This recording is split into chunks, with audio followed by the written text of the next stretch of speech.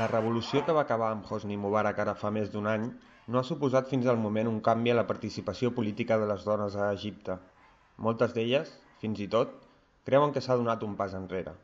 A les darreres eleccions parlamentàries, per exemple, tot i que la llei requeria presència femenina a les llistes electorals, només 9 van aconseguir un escó dels 498 que hi havia en joc.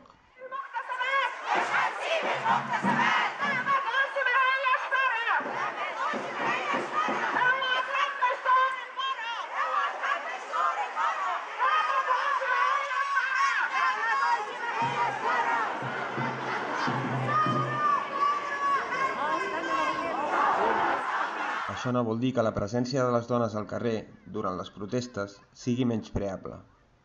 Durant les manifestacions que s'han esdevingut al Caire i altres ciutats des del 25 de gener de l'any passat, la presència femenina ha estat sempre destacable. Dones de totes les classes socials i condicions religioses han fet sentir la seva veu i han demanat el canvi en les mateixes condicions que els homes.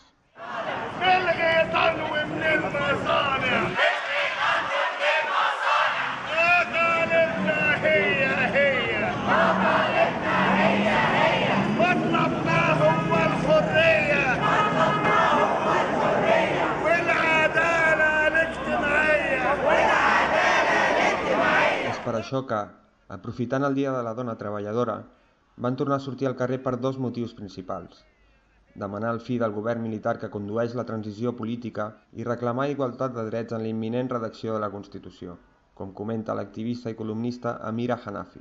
It's important to be here today is because the new parliament has almost no females in it. There's a 1% women, I think, in the parliament. So I think that it's important for women to raise their voices in other arenas since we don't have that power or that representation in the parliament. Els dies de Tahrir van suposar un gran canvi en la mentalitat dels egipcis, que van oblidar diferències socials, religioses i sexuals per lluitar amb una veu contra el règim opressor. No obstant, al poc temps, la lluita pel poder polític va deixar de banda la reivindicació dels drets individuals. Durant la transició, s'han escoltat veus que deien que no era el moment de lluitar pels drets de les dones, que era més important la lluita per acabar amb l'antic règim. Curiosament, algunes d'aquestes veus provenien de dones amb un ampli historial de lluita política.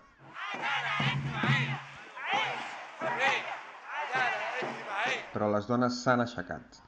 El passat mes de desembre, les imatges d'uns soldats despullant a una manifestant i agredint-la a la plaça Tahrir del Caire van escandalitzar l'opinió pública egípcia. A la cultura àrab, les dones estan sobreprotegides i estan considerades com a part essencial de la vida, una línia vermella que no es pot traspassar. Aquella noia indefensa estirada al terra i amb els sostenidors a la vista va canviar la perspectiva que molts egipcis tenien sobre l'exèrcit, que sempre ha estat una de les institucions més respectades per la ciutadania.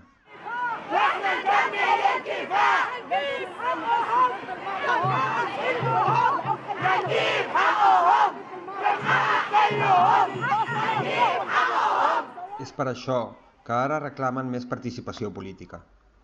Els partits de caire islamista, àmplia majoria al Parlament, com el Llibertat i Justícia dels Germans Musulmans o els salafistes del Nur, van col·locar les dones a les darreres posicions de les llistes electorals, però també als altres partits.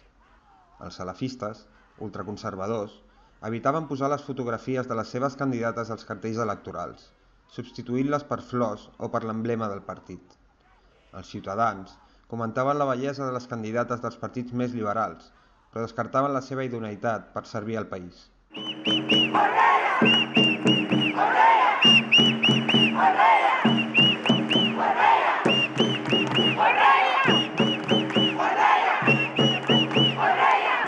La lluita per la igualtat que reclamaven durant el Dia de la Dona no serà fàcil ni està assegurada en un país en què les tradicions juguen un paper molt important. Tot i així, existeix un ampli grup de població disposat a fer-se sentir i reivindicar la figura de la dona a la política i a l'espai públic.